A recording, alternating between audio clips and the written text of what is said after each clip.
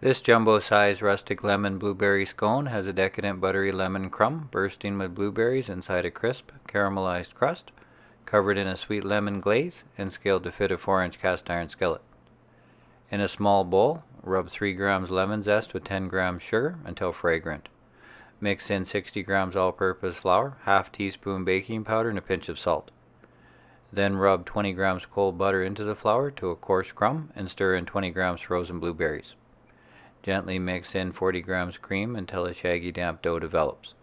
Then shape the scone into a round disc and drop it into the middle of a buttered skillet sanded with sugar. Score the top with a sharp knife to create an X that cuts halfway through the dough. Brush the top with a thin layer of cream and a dusting of brown sugar.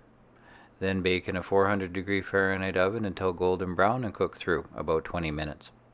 To make the lemon glaze, mix a drop or two of lemon juice with 15 grams of icing sugar and drizzle on top of the warm scone.